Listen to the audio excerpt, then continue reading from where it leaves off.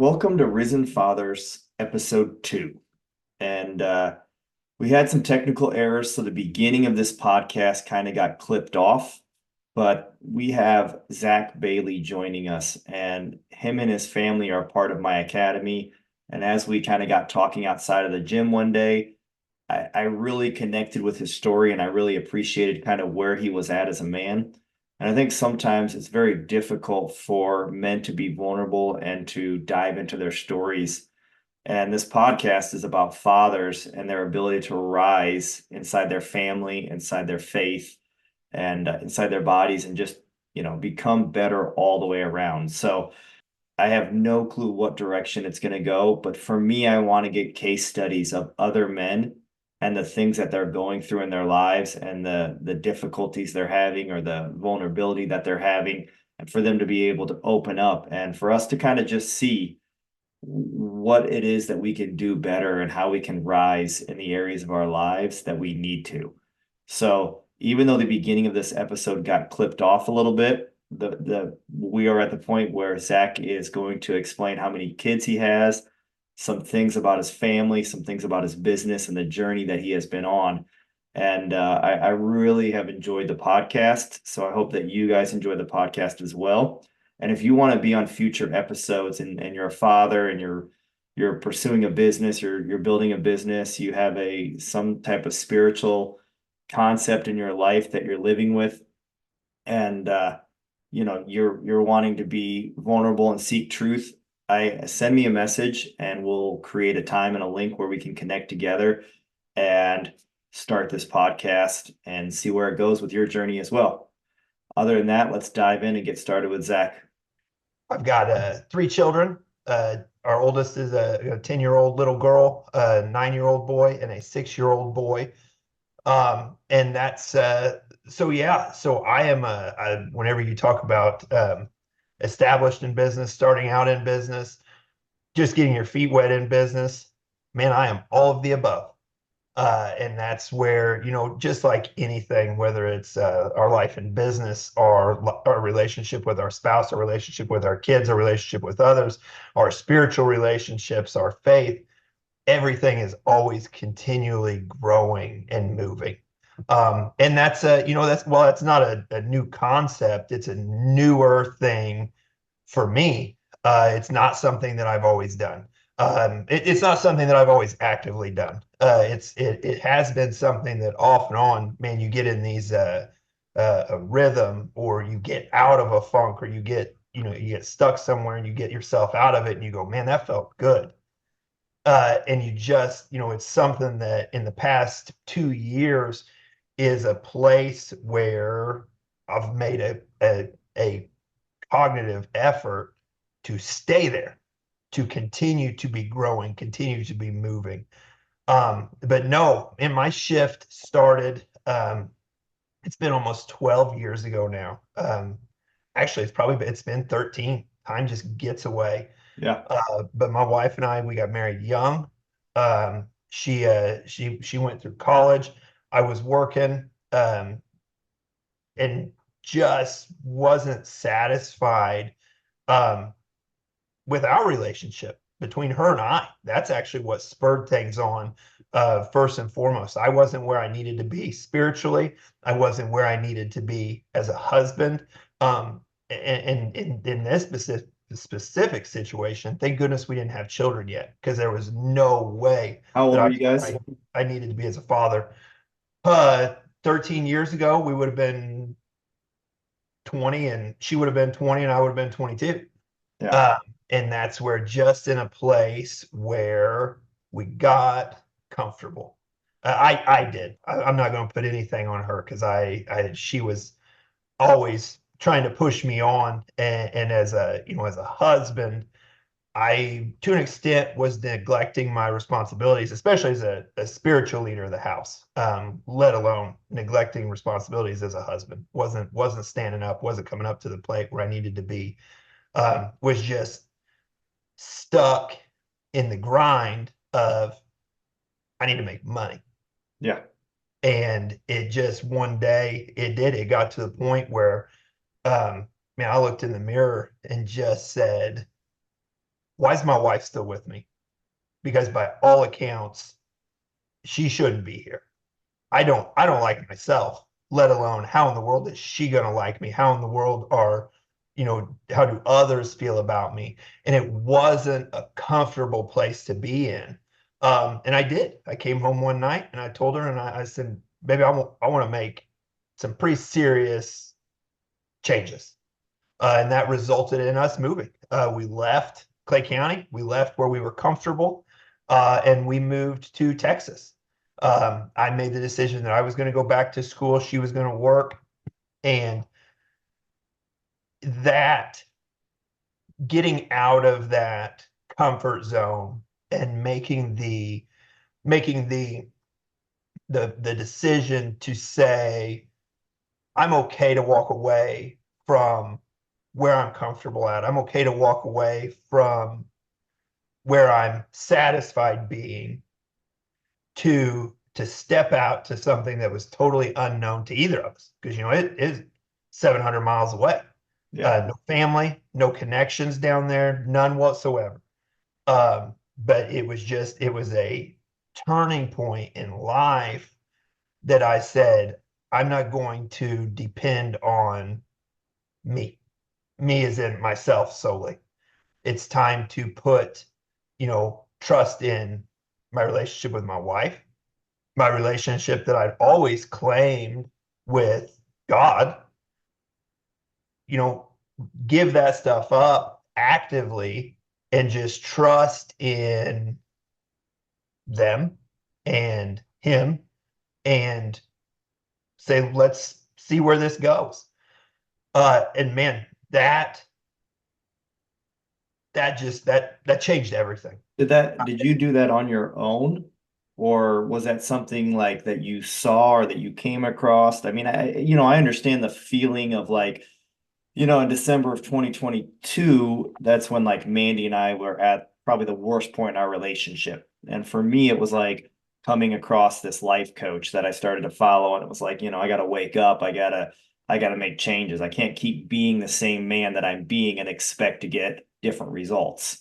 So, Yeah. so for you, was it like, did something you see, or was it just like there was so much colliding with you and your wife, or what was the thing that It triggered it? really, so honestly, to sit there and say there was this single catalyst that started everything in motion, I can't say that. I can say that I had the revelation of waking up one morning and looking myself in the mirror and going, I don't like who I am. Yeah. I don't like who, I don't like the direction that life is going. Is it comfortable? Yeah. Is it, from the outside looking in, is it where I wanted to be? Yeah. But sitting there and knowing that, just having that revelation, looking in the mirror, going, what kind of husband are you? If this is that, if this relationship with your wife is ever going to result in children, are you satisfied with the dad you're going to be? Are you satisfied with the the husband, the father, the son? And I could not answer I could not answer yes, honestly, to myself, to any of those questions. And it wasn't a come home, hey, Kelsey, I want to talk about this. It was a 100%. I came home and I told her, I said, we're changing things. I said, I'm not where I'm supposed to be. I'm not where you need me to be. Um, we got to go. And we've got to do, I had the realization that something needed to happen quickly. Because if it was something that was going to continue on, I don't think that I've ever honestly sat down and asked my wife, you know, how close were you to giving up on me? Because I don't know that I want that answer. It'd be an interesting answer. It's funny because, I spent my entire life thinking I know what a man is, and it was kind of my way or the highway. And Mandy always says that to me. And I was so closed off from listening to her. And, like anytime that there was any type of arguing, anytime there was any type of like, I felt like she wasn't happy, like I thought that she was, I don't know how to even describe it. It's almost like I was triggered and I Yeah. didn't want to listen to what she had to say. I didn't want to hear it. It was just in my mind, like, you're just being negative. You're not, why can't you just be happy? And I was like creating these stories and these problems before anything ever really happened. And then I got to the point where one day I just like realized I've actually never genuinely thought what she thinks. Like I've never sat down and said, there's this other human in my life Yeah. and she's supposed to complete me, but I don't ever actually sit there and take the time to ask her where she's at, how she's feeling. Like I don't ever let her actually process her thoughts and emotions. If it triggers any insecurity in me, if it triggers any type of like I don't feel like I'm a man, then I don't like that feeling and I just try to like I guess in a way it would be like being a narcissist. I would blow up on her and I'd shut her down. And so that's been a hard thing to get through and to sit there and like just listen to her truth. Yeah. No, you're absolutely right. And that is. And that's where, it's that vulnerability as a man, as a husband, as a father is something that, is it's hard to get used to Yeah. because, I don't know, and I'm not sure what it is. I'm not sure what it is, whether it's cultural or what exactly places that stigma that, this is where you're supposed to be at as a man. Don't show emotion. Don't open up. You stand no matter what and weather the storm. And while that's true, and that's how, from the outside, I do think that it could be, should be perceived. There's that vulnerability with a spouse that is a integral part of that Yeah. because there's that relationship, that two-way relationship. And you can look at this from, whether you want to look at it from a, like I said, your spousal relationship, or even go a step further with the spiritual side of things. It's the same thing. It's the same reason why um, men in the church, to an extent, have, and I don't know that it's a negative persona, um, but if it's even a persona at all with men inside the church nowadays, because that's, man, how many events do you go to? How much stuff do you go to? And it's all women serving. Yeah. And, which is not wrong. Do not get me wrong. Right, for sure.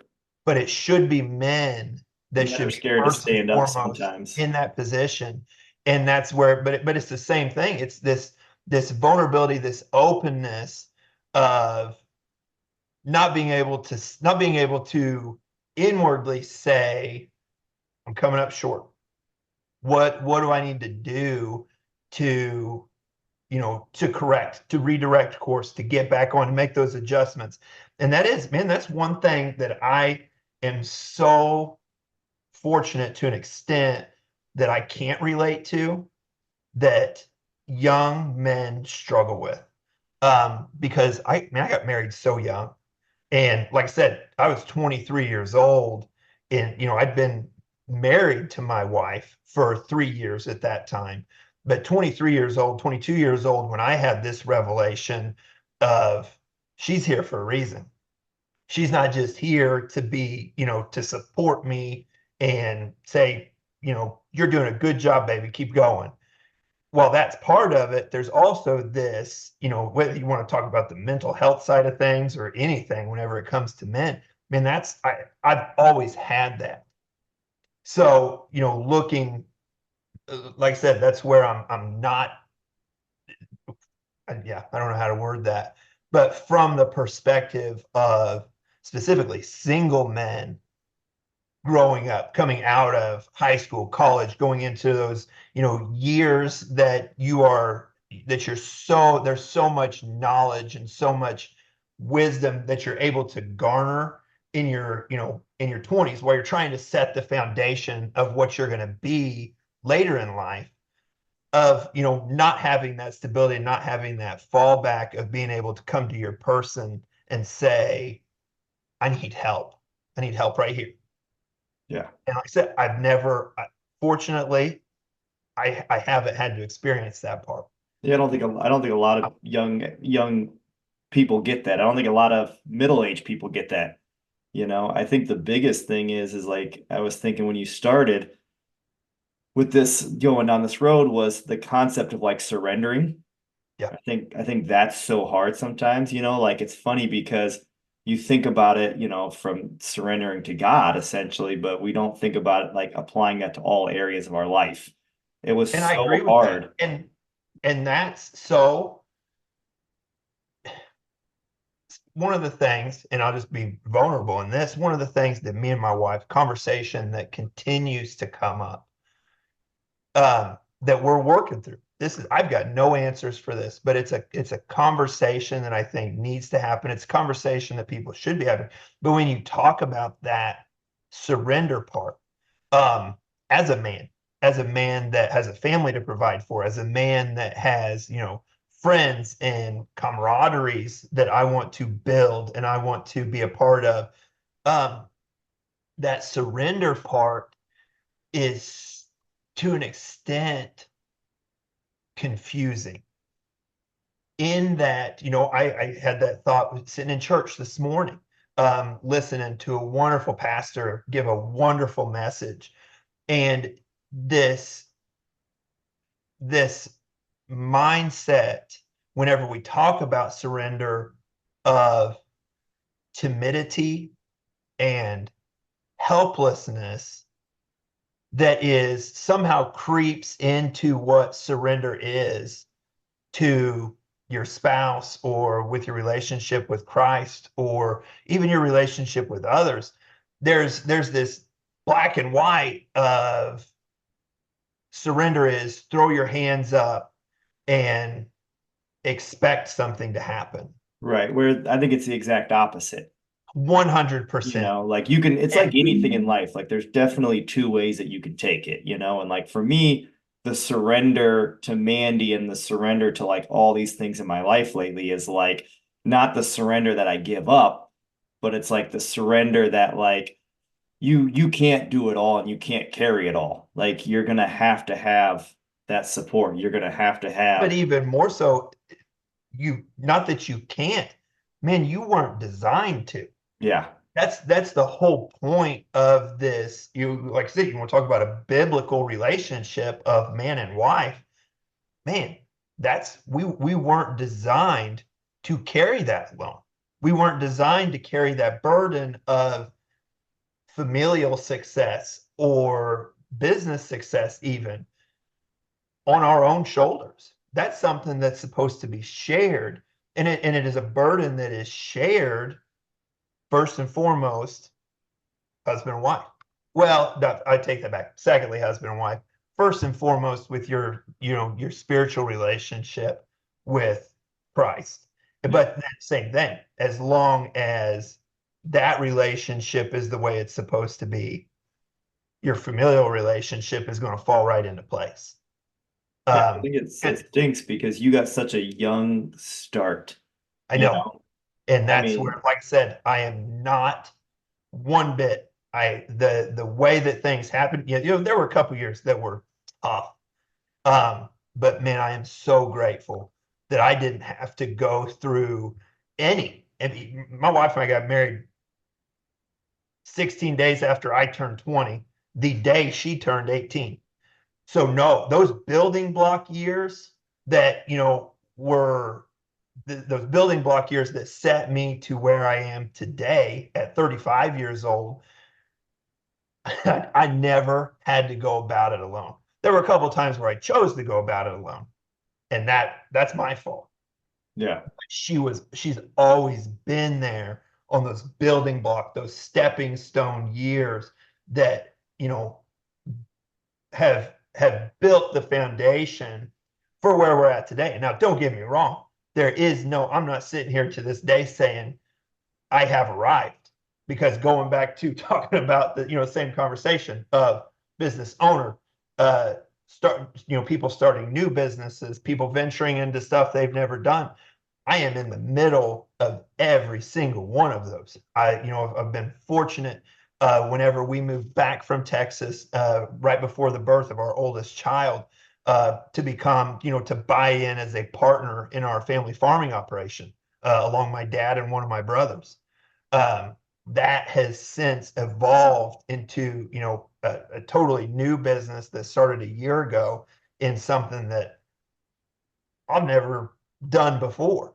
And then, same thing, take that a step further in we just filed all the paperwork, just finished stuff for a new aerial application business that I've got a buddy that he and I are business partners in this. And it's just continuing to grow and prod on what works, what doesn't, stepping back, saying, man, let's reevaluate this and then dive in full force. And but like I said, my wife has been there for every single step of the way, the good, the bad, the ugly. And Yeah. that's the one thing where fortunately, there's some people that haven't had that have had to build up on their own.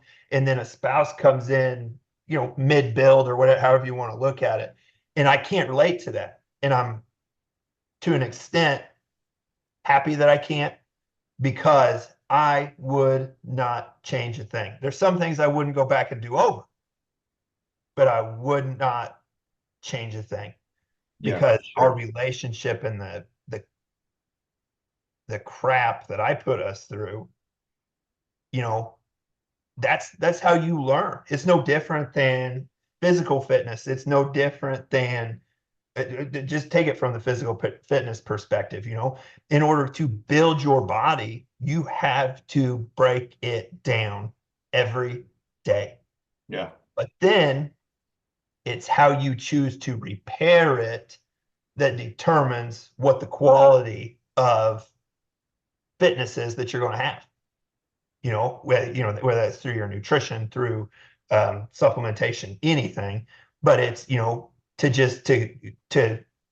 break your body down every day and eat garbage, you're not going to get the results that you want. And that's where, I'll liken that was my relationship with my wife. That was my relationship with Christ early on in our marriage. Whereas now, and I am way more conscious of, whenever we get to these points where we're torn down, we're vulnerable, where we're, get to that point of breaking, it's how what's the focus, what's the foundation that you're rebuilding and you're recovering from that's going to determine the quality of I mean essentially the fitness of your body, the fitness of your relationship, the fitness of your business down the road, Yeah. right? So you mentioned earlier about being vulnerable. And did you shoot that out there? I don't know if you put the point out there and I missed it, but you said you're going to be vulnerable in this moment. And I think you were saying something you were dealing with in that moment right there. And then I think we went on off topic. Probably. Just the vulnerability point You of said that. I something think that was that's going to happen in your well, family that's or what I wanted to talk about. That is the vulnerability side that's something I'm struggling with in my spiritual walk. And that's the reason I brought up the whole thing with the church is that, we have attributed vulnerability to weakness.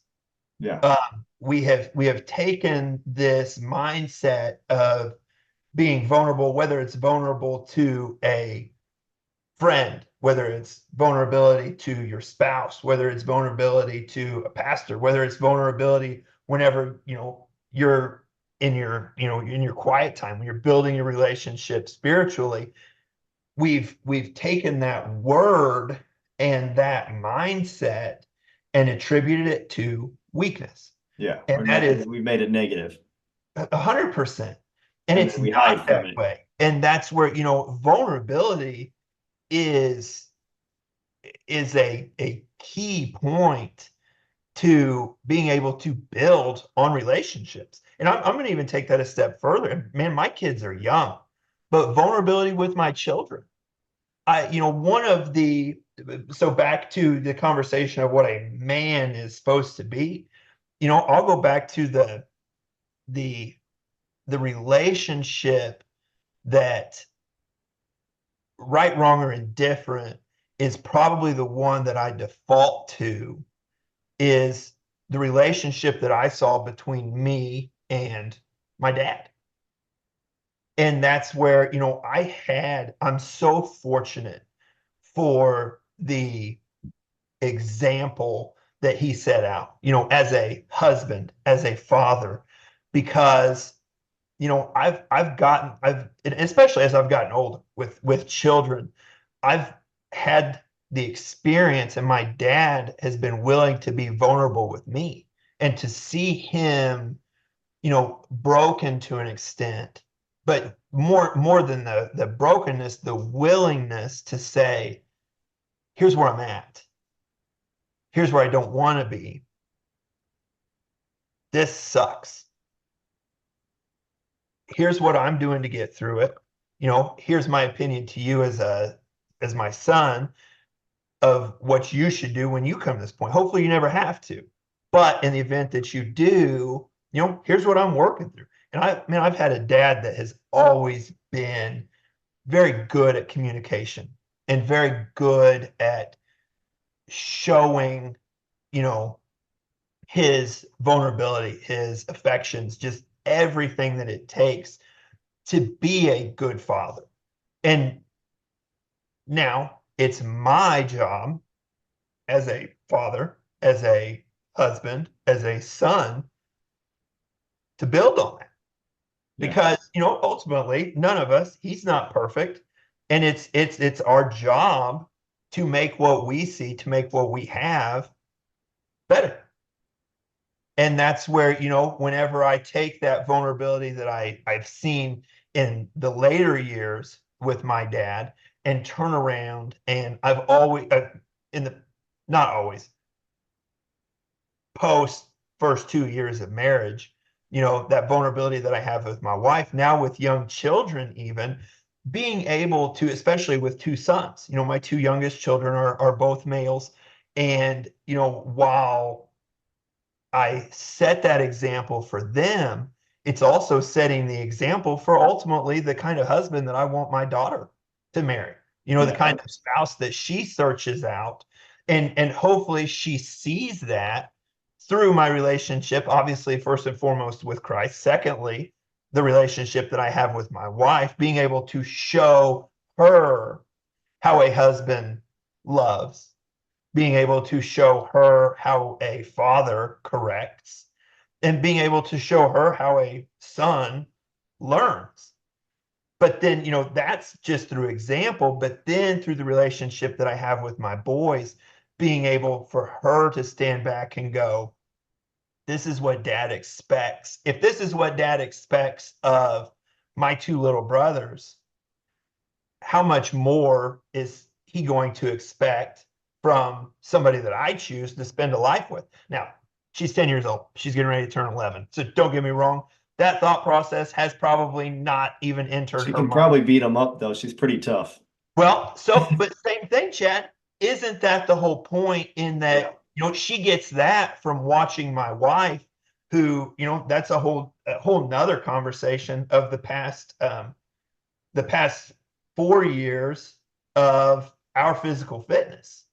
And that she's, now granted, the two oldest haven't got to see that from day one, but they were 5 and 6 years old, respectively, of whenever my wife and I decided, hey,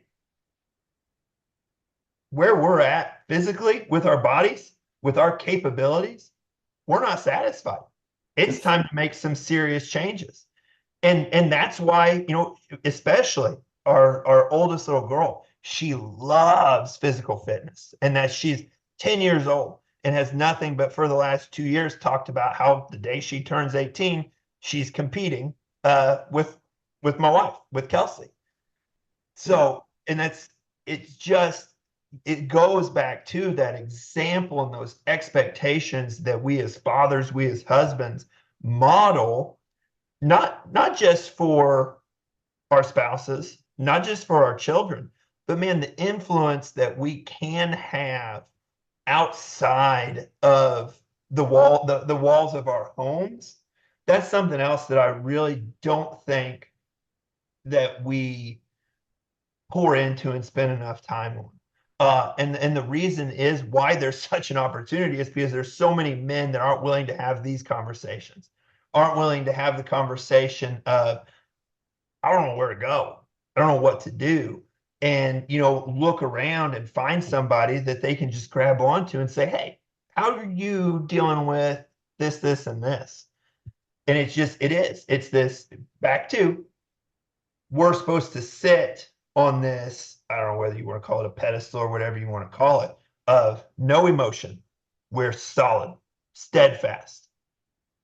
And while we should be, there's still a part that has it's no different than the extreme that we take on the with the vulnerability, where we've taken this steadfastness, this non-waveringness to such an extreme that we are setting this unrealistic expectation for those who are looking around us, for those who are going, oh, Zach and Chad are doing this. This is how I'm supposed to act. And like I said, while ultimately, yes, that should be the goal, there's not enough community and conversation taking place between men going, yeah, that's the goal. But here's what we're doing to get here, because we're not in it alone. We're not meant to stand at the gate by ourselves. We're called to, first and foremost, spiritually be dependent. Secondly, back to the whole family thing with your spouse, with your kids, but then also this community of men that needs to happen, that needs to take place, that, it's more than just going out and having a beer together. It's being invested in each other. It's being invested in, your lives to, as, where, yeah, it's going to get down and dirty. The conversations are going to get tough. But man, when somebody's struggling with something or something's happening that they need input on, there's no hesitation in having those conversations. Yeah.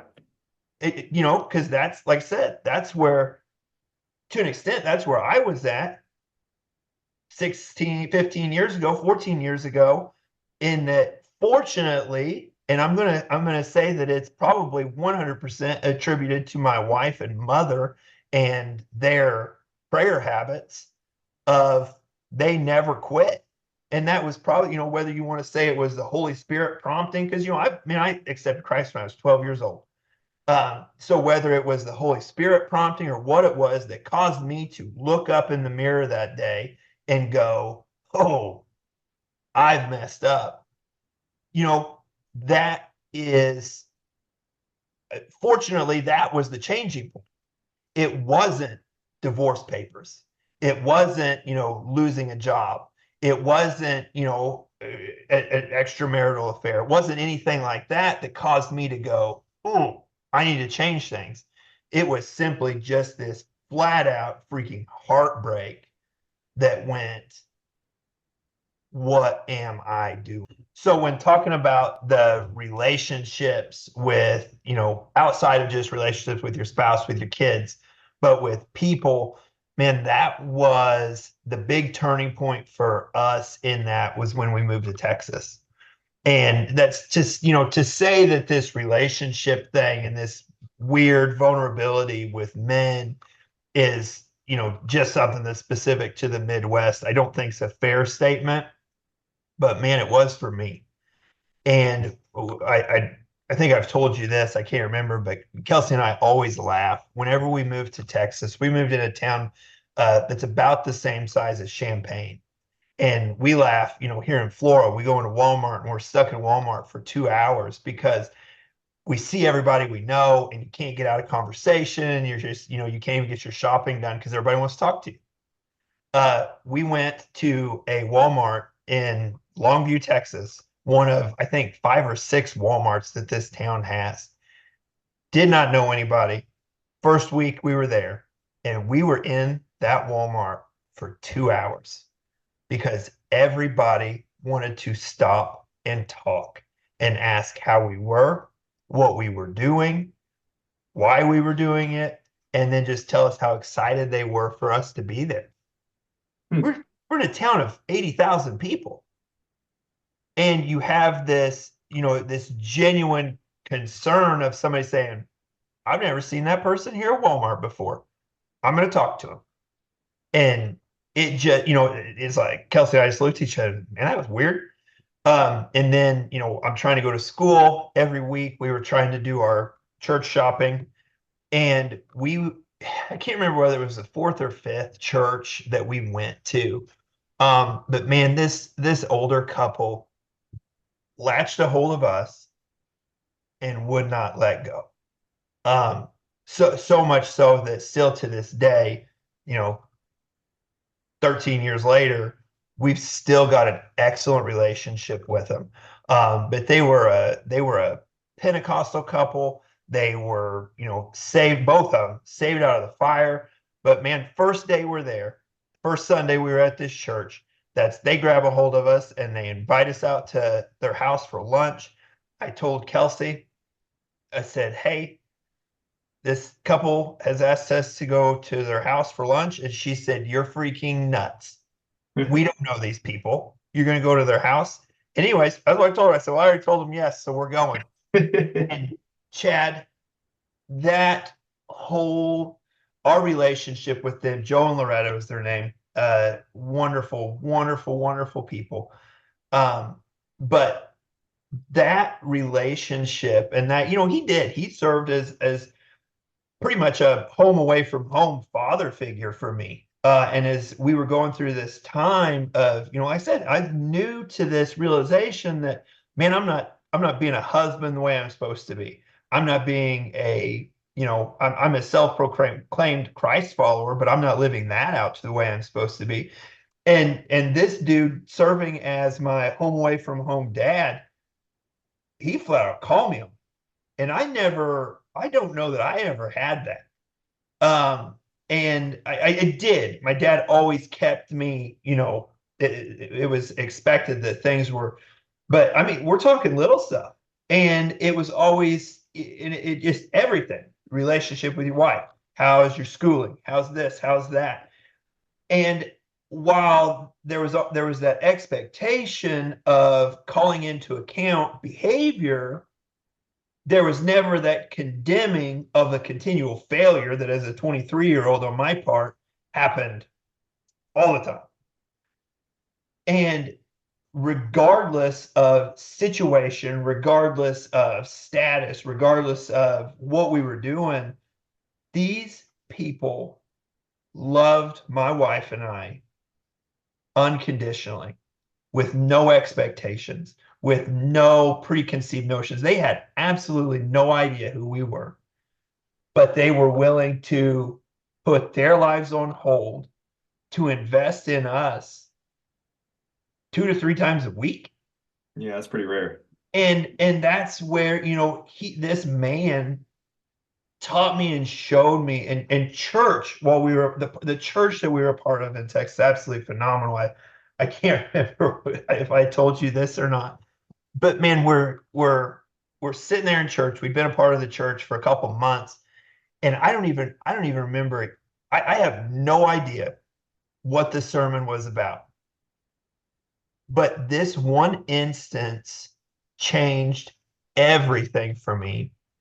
And like I said, something to the effect, but the only phrase that I remember is that guy, that pastor, sitting up there saying, you got to get your shit together. And my contemporary Midwest Christian went, oh, you can't say that. Yeah. And not a single person batted an eye.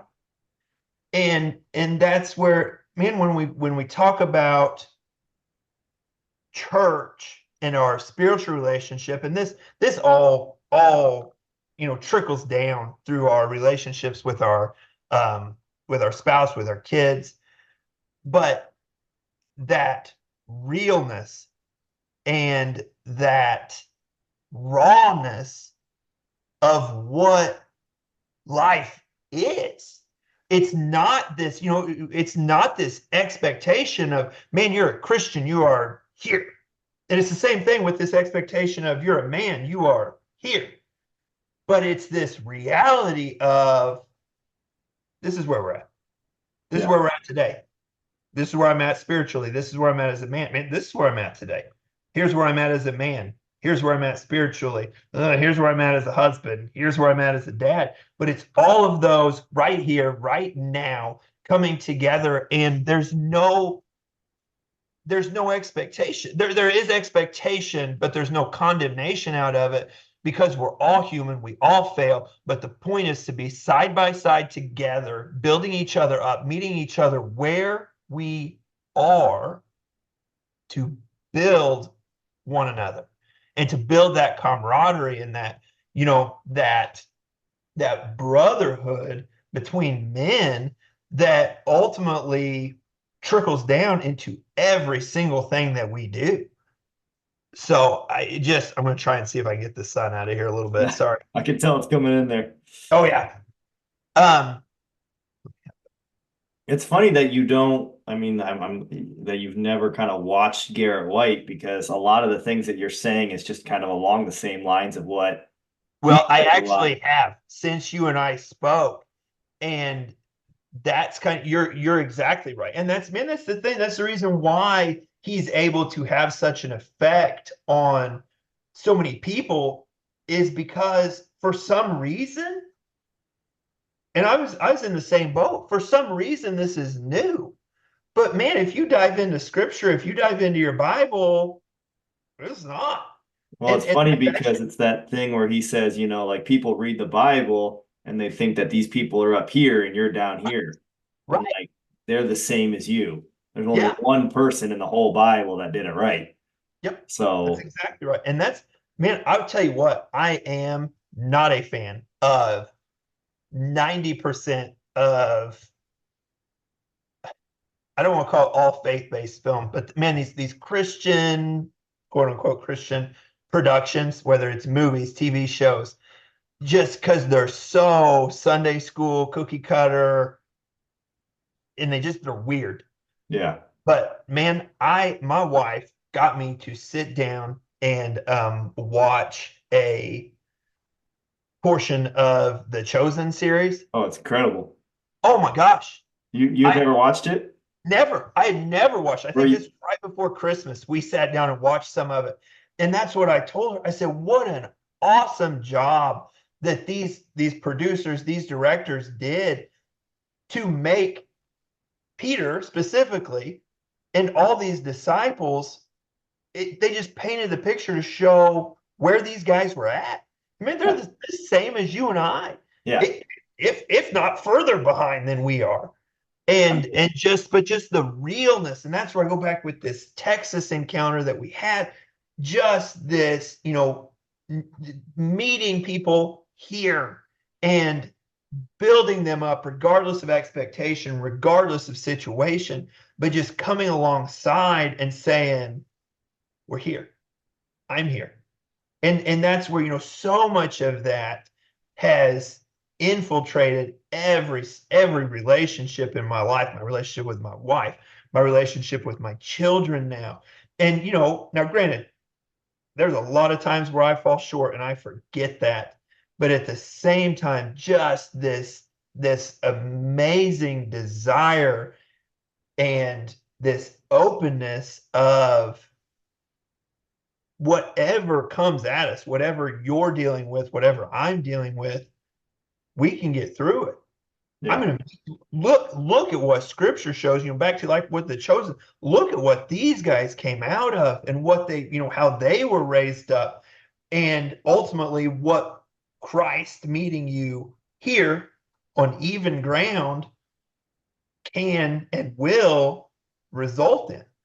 And because it's just absolutely that is where that experience is where Kelsey and I both, where our faith became real.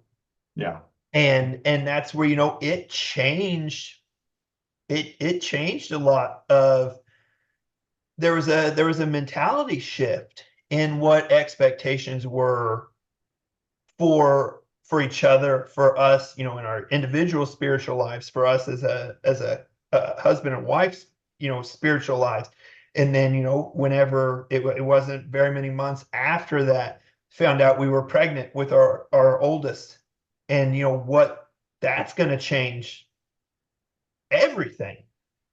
And that's where, it didn't take long whenever we moved back from Texas, that, Kelsey and I weren't satisfied in the church that we were in, the church that I grew up in. We just looked at each other and said, we want more. Um, and that's what brought us up to the Effingham community and getting involved in Effingham. That was the starting point for that. All the relationships that we have up there, and I'm so grateful for that. But that's where, that was the original point of not being satisfied spiritually, but then taking that a step further and going, wow, this is what we're applying to our spiritual lives. Why aren't we applying it to business? Why aren't we applying it to our physical fitness? We're essentially, to an extent, picking and choosing what we want this drive to affect. Whereas, shouldn't that be the common denominator in everything that we do? Yeah. And that's what changed things. And that's what has caused this, I would say, over the past 3 years, this drastic shift, this past 4 years, this drastic shift in our mentality of how we approach things, and how we deal with situations, and what the ultimate outcome results in, because of what our desires and expectations are. It's no longer a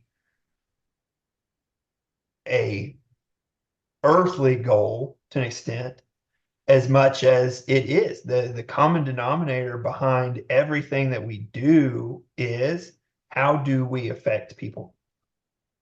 And that has, that's still something that's being built out in my life, in my brain. How do we affect men? And how do we, Produced you fruit. pardon? It's produced you fruit, essentially. That's what You're that's what exactly Garrett right. says. He And says, man, that's it. You sit there and you read scripture, and it's, if you're doing what you're supposed to do, or that's the way you judge others. You judge them by their fruit, and, good fruit. And it has been such a, oh my goodness, it's been so fulfilling. It's been such a shift into the way that we'd always done things before, that while I will say the past 4 years have been some of the most challenging, at the same time, they have been the most fulfilling years, I think, that we've ever lived. Um, and like I said, we're consistently drinking from a fire hose, because the learning curves and the stuff that we just go, okay, we're going to step out on this and try it and see what happens. Um, we just continue to be bombarded with opportunity to reach out and, you know, be a part of people's lives. That's the whole concept behind this, the Faithfully Fit supplement store in Effingham. That was birthed out of my wife's desire, to just continue to build relationships with women specifically. And it's taken a whole nother, she's been a certified personal trainer, for the past 3 years. And, she just has this desire to build women up.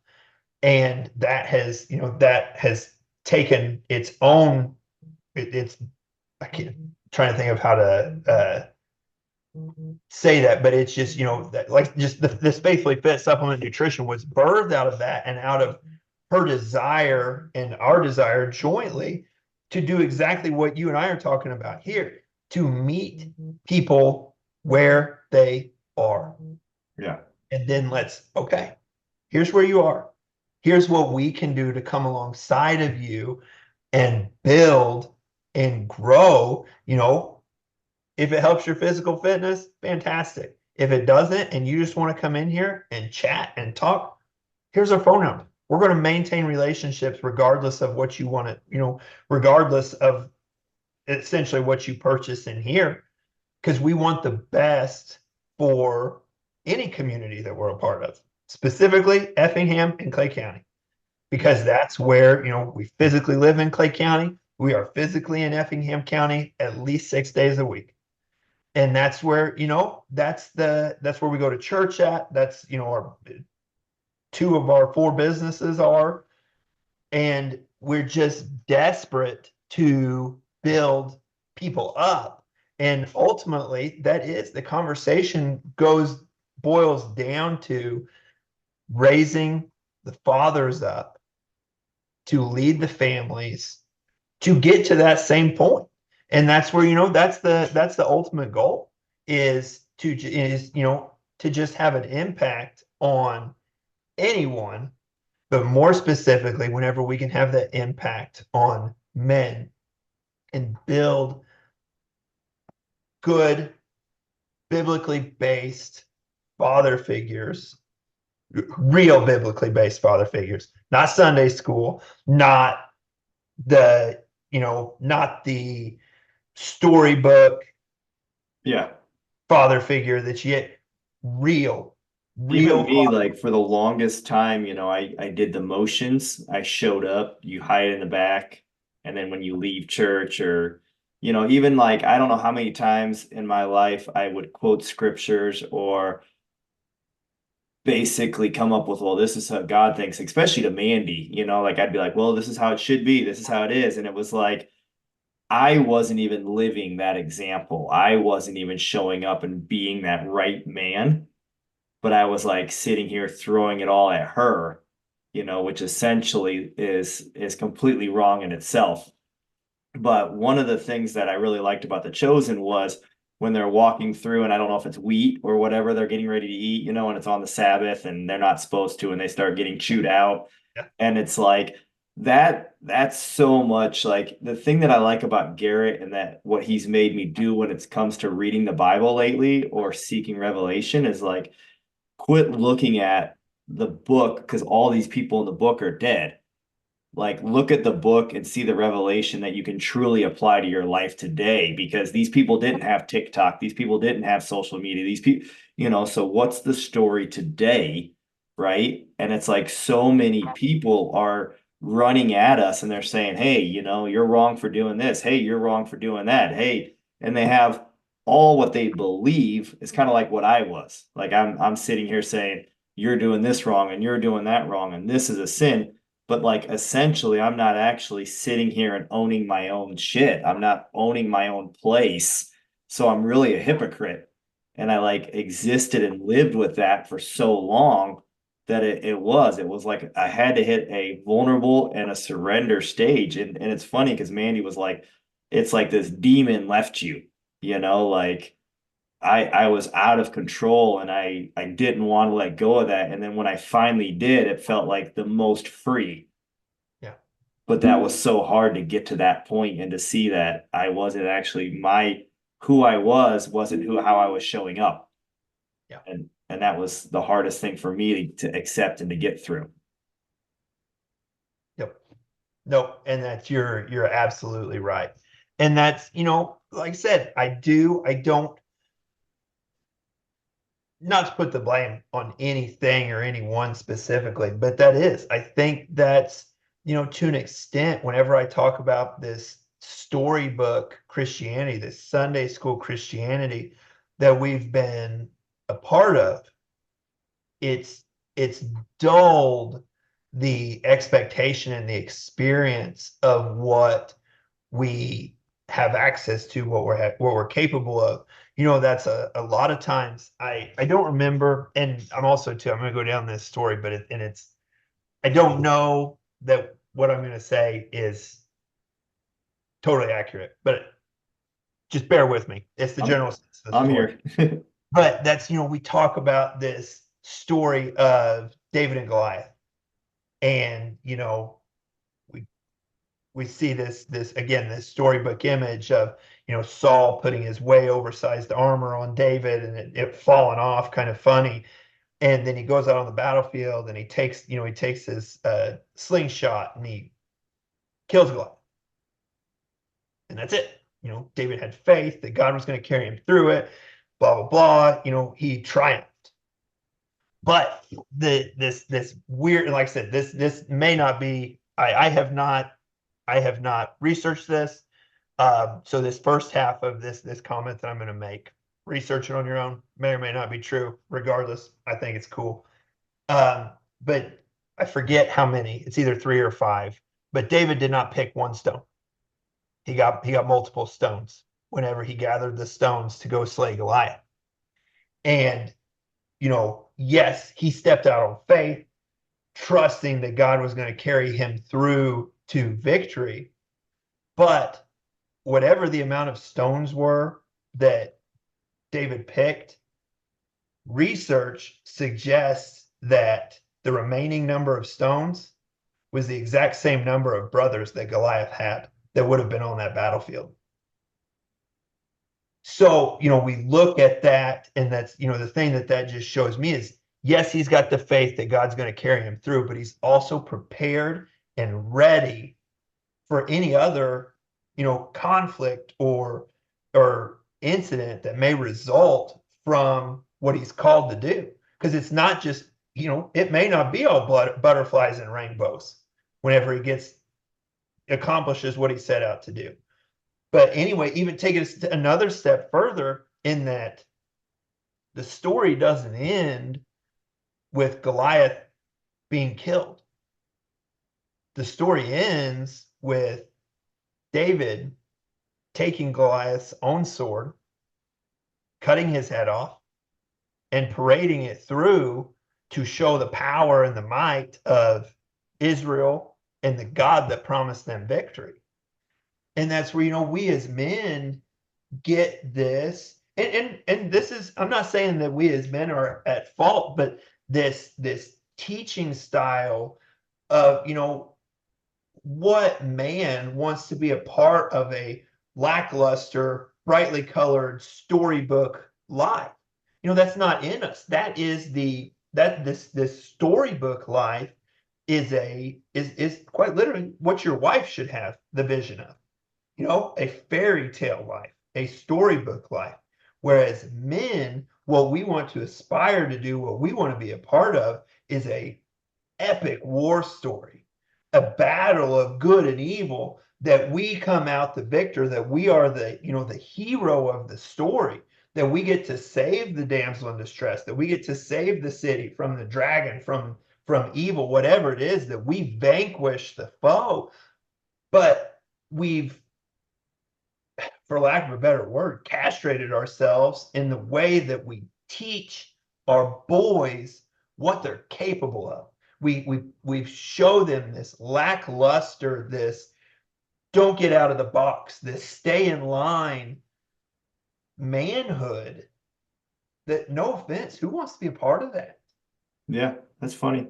It's And it's not funny. It's funny it's that not funny. It's sad, Chad. yeah. And but that is, I mean, it is ultimately who does? Who wants to be a part of the, you know, yes, David slaying Goliath, awesome. But whenever you get the second half of the story that's too vulgar to put in a storybook, man, you've got men back there going, yeah, that's yes. And they can, you know, they can come up behind, lift each other up, because that's the reality of it. And that's, you know, not only is that the reality of it with men, but man, that's the reality of the steps that we as men are called to take in order to defend our families, in order to defend our marriages, in order to defend our, you know, our friendships. That's I really do think you should join the Garrett thing on Tuesdays because I think you'll love it. I would absolutely, like I said, I've listened to not a lot, but bits and pieces and several of his stuff on social media now. And we're on the same page, a but few that's where weeks ago, yeah, he made us look into David and Goliath. He made us read, parts of, and the cool thing that I like with him is, he makes you read. He'll tell you what verses to read. Sometimes it's like just read this verse, and then sometimes he'll be like, you're going to read this verse, and then you're going to jump over to this area, and you're going to read this verse, and you're going to read it 2 or 3 times. The first time you're just going to read it over. The second time you're going to read it over, and you're going to ask for revelation in your life, and then the third time you're going to read it over. You're going to just review it one more time, and then he wants you to write down like what message you took from that situation. So the David and Goliath thing, like you're pretty spot on. I mean, I don't know all it because that's not all in the Bible, so I'd have to research more right. of that. But like it's just funny because for the most part, I think you're right. There was multiple rocks. I didn't know about the possible more brothers thing. Um, and that like he put the armor on, but it was not the right size and he took it off. And I would have to go through my list to decide like what I wrote down for that day. But it's just kind of weird that 2 weeks ago I went through that experience essentially. And then like for you to bring that up and just to have us be at that place again is kind of neat. Yeah. But yeah, I think that he's an Old Testament kind of guy, he says, like he of course loves the New Testament, but so much today we are castrated as men. It's a fact. And it's the only two versions that exist are be a man, and that means don't allow your wife and family to talk and show up and be essentially almost like an asshole that takes care of his business and provides money and I'm running the show and this is how it is and listen to me. Or the man essentially that is what is today, it's the right way, which is like it's okay to be vulnerable, it's okay to be at this stage, it's okay to surrender, it's okay to empower your family and your wife. And and we get so stuck thinking that we're supposed to be this version and this version over here is a coward, and it's Yeah. not. It's actually even stronger. So it's neat when we get put in these groups and there's 60 other men there, and then it's like we each read the same verses, but then each person takes something completely different. So like what I take away for the revelation in my life right then, and then somebody else, and then we discuss it and we get to actually end up in a place where I learned something from another person and they learned something from me. And then we all get to actually rise Yeah. instead of this just, hey, you can't eat on Sunday. Don't eat that. Don't do this. So, Right. You're absolutely right. So that's cool. oh, our meeting's going to end in 10 minutes. We got 10 minutes. Perfect timing. So to close it out, let's just kind of go with this. Can you give me something that you feel like within your being, your spiritual walk, your balance within your family, your business, and your body that you're kind of struggling with maybe, or you're wanting to take to the next level in the next few weeks, and something that you feel like you need to make happen to get your life to that next level and that next place? Yep. No. Well, backtrack to what we just talked about because that's something that I constantly struggle with because, especially with young children, I sit here and I see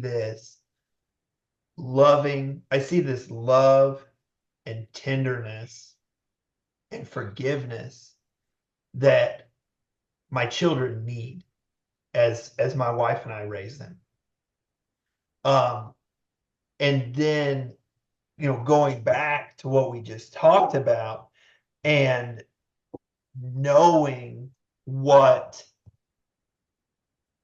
A is required of me biblically, B is what is desired of me as a husband, and then what is, ultimately needed of me as a father and protector to be this, capable for lack of a better word, savage that, if somebody comes and threatens my home, to have the capability to, like David, slay them, decapitate them, and then to set that head out on the front door to say, here's what happens when you cross this God-fearing family. Because I take that's not a parable. The story of David and Goliath is not a parable like Jesus talks about in the New Testament. That is a factual, I take that story as fact out of the New Testament. That is a historical, actual representation of what happened. And so you take that version of manlyhood, it's no different than what we're talking about, but then you take this nurturing version of a father, being full of grace to his kids and finding where those meld in the middle, because that's where, you want to talk about, savagery as far as physically protecting your family, savagery as far as, providing for your family. That all comes down to, how you do business, how you do everything. But then there is this side of, I don't want to go back and call it this story, but Christianity, but this full of grace, full Yeah. of humility, nurturing dad, husband, businessman, son, that I do. I struggle. I find that very, very difficult to put those two together, because what happens is, being a firstborn, being a business owner, being a, getting married at a young age, I tend to push more towards this, this more hardliner, this puts up with no crap. I like the David version. I like the second half of the story better than I like the first half. So I tend to go there, but what that creates is insensitivity, impatience, and essentially this no nonsense mentality that struggles with, what we're just talking about, of meeting people where they're at. Because I'm not, I have a hard time. I meet people where they're at. I love them. I get that. That's, I'm not going to sit there and you and I meet on the street and we have this conversation. There's not going to be this, hey, you need to be this, and this. I don't do that. But as I grow in relationships and as I invest in relationships, I do. I have a hard time. Um, I, I don't know how to put it because I don't want to sound crass, but I have a hard time accepting and allowing People to hide. other people's downfalls. I And think it's what like, you're man, looking you for need to is get here. Let's go. Why are you waiting? Yeah, you're struggling with the exact same thing that you were last week. Get over it. yeah. We need to move on. And I have a hard time with that whenever we talk about equal yoked believers. And that equal yoked believer, that expectation that we have of each other as Christians, really ultimately, I don't know that it should be any different than what it is when we meet people where they're at. Whether it's before salvation or whether it's after salvation, whenever you expect people to, you anticipate, and the goal should be for people to grow. We talk about the whole thing, spiritual milk, whether you're bottle fed all the way to, being able to do it on your own. And that's where, there's really no difference when it comes to meeting each other there. There shouldn't be, I don't think. But I find I struggle with, I struggle with this expectation of where I want people to be, because I know what they're capable of. I know what I've went through, and just, a lot of times that isolates me to an extent, because, it's people get frustrated with me because I call a spade a spade. I'll look Yeah. at you and, if we've got if we got that kind of relationship, I will flat out tell you, what do you want me to do? You need, you need to quit. You want to do, you want to get here, you got to do this, and this. Either do it or don't. But don't waste my time and we come here every time and you're making up excuses. And that's a struggle for me. And that's, like I said, that's not right because that's not what we're called to be as Christians. We're called to hold people accountable, but at the same time, there is still this loving and nurturing back to like a father that we need to be like, that we need to do. But I do, I struggle with it. And maybe that'll come with age. Like I said, my children are young. So that example that I see that I live out every day with my young kids hasn't come to fruition yet. So ask me in 10 years and we'll see how this conversation went, how this aged. How's that I sound? think this conversation went well. I actually really appreciate you doing this today. And I think we should dive more into it and do more episodes together and see how it grows. Sounds So good. I appreciate your time and I appreciate you investing into this episode. And hopefully you take, one or two things away from it and we'll connect more. And I can hear my daughter up there throwing a fit looking for me. So we'll close it out. Enjoy the rest of the weekend with your family. And I appreciate your time, Zach. I appreciate it, Chad. Same to you. Thank you very much, sir. Have a good night.